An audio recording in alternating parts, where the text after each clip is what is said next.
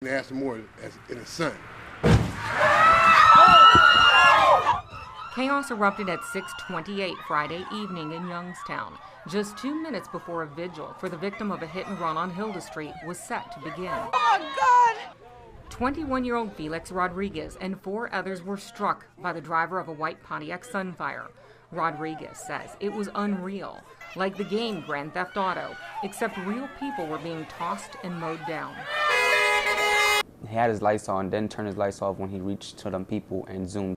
Rodriguez was bruised but considers himself blessed to be alive. He worries and prays about his friends who were more seriously injured. 19-year-old Austin Tyler is in critical condition after undergoing surgery. Rodriguez tells us what he saw. They hit Tyler twice, from what I seen. They hit him one time, he flew in the air, he flew pretty far, and then while they kept going, they just ran him over while he landed. So that's why he got dragged pretty far. Witnesses say the driver dragged Tyler at least 70 feet.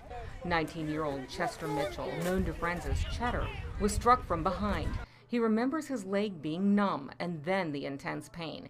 He was just released from the hospital after undergoing surgery. His family feels blessed he's alive. Broken ankle and dislocated ankle, and they had to put 2 screws on each side and 2 plates on each side.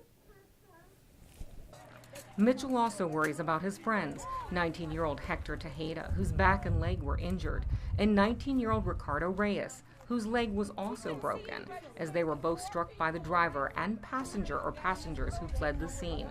Police have seized this white Pontiac Sunfire outside Brandywine Apartments with obvious damage to its windshield and side of the car, damage that is consistent with what witnesses saw and evidence at the scene. Youngstown detectives say they don't believe the hit and run was related to the vigil for 23-year-old Robert Brown Jr., who was struck and killed on Hilda at the site less than a week earlier. Detective Sergeant Patty Garkar with the Accident Investigative Unit tells us that tests must still be run on the Sunfire to confirm that it was the vehicle used in this hit and run. Police have talked with a few people and expect arrests. With more local news, I'm Janet Rogers. A traffic stop at 12th and Reed Avenue in Camel turned out to be suspects allegedly cooking crystal meth in a mobile meth lab, their Silver Cavalier. Chief Drew Rousen tells us officers Dave Smith, Robert Curtis, and Eric Manning were rushed to the hospital. Upon opening the trunk of the vehicle, one of our officers was actually physically knocked down by the chemical reaction going on in the back trunk, which is the they call it the cold cook process, to cook methamphetamine by a chemical reaction. K-9 officer Storm reacted, making a positive hit on the car for suspected drugs and must also be examined by a veterinarian. Camel firefighters responded and called Mahoning's hazardous materials team because a meth lab was involved. It can be very flammable from our end. As far as breathing it in, you get acids and God knows what else they're using anymore. Chemicals they were allegedly using, toxic and even potentially deadly. Hydrochloric acid, Drano, which is a strong base, which is the opposite of an acid but burns just as well, sodium hydroxide, Coleman fuel. Members of the hazardous materials team have worked to render the corrosive and toxic substances so they're safe to be stored as evidence. Evidence police also confiscated includes up to 20 knives, prescription pills, and about 100 hypodermic needles. We're told there was also heroin, possibly for personal use. Sergeant John Rosnack explains criminals use mobile meth labs to try and evade police. When you're moving, the scents dissipate, whereas if you were doing it inside of a house, maybe a neighbor could smell it and maybe contact law enforcement. Law enforcement arrested 36-year-old Jean Ann Hartzell and 30-year-old Jeremy Boker. Both were decontaminated in the hazmat tent, which includes removal of contaminated clothing. They face multiple criminal charges, including crimes related to having a meth lab, assault on peace officers, and drug charges. With more local news, I'm Janet Rogers. Everybody that been to my house never said he did nothing to anybody. I just say this just is senseless. All this killing in this town's got to stop. These kids got to recognize life is too short. A father breaks down crying at the loss of his son. telling us Richard Rollison IV was gunned down at a gas station. From my understanding, they tried to rob him. When I got there, my son was laying on the ground, full of blood. I was holding him. He was still alive at that point, and I kept asking where the car. They not only shot him, they took my son's car too. His 24-year-old son died at St. Elizabeth's Hospital. 6 times he was hit, and they said they couldn't save him, so when we went back there, he was still alive, but he died in me and my wife's arms. The victim's mother, Eva, was too distraught to talk about her only son. Her son had a baby and another on the way.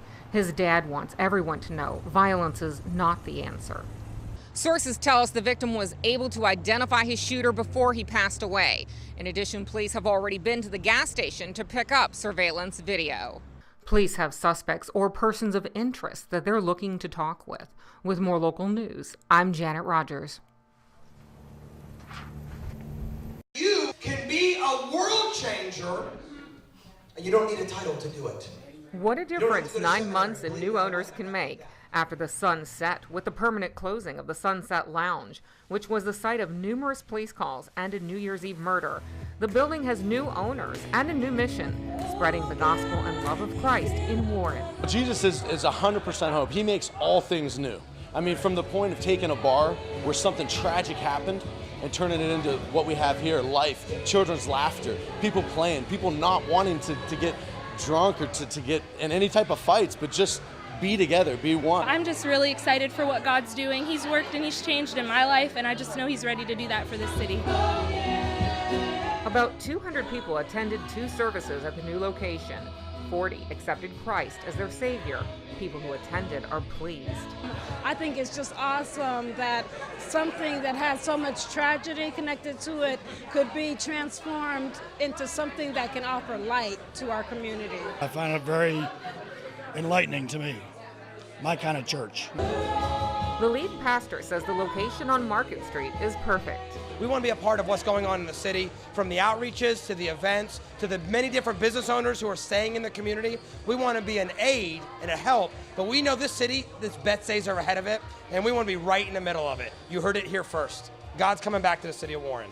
The movement will be holding 2 Sunday services at 10 and 11:30, and they're willing to add more services as the church grows. With more local news, I'm Janet Rogers.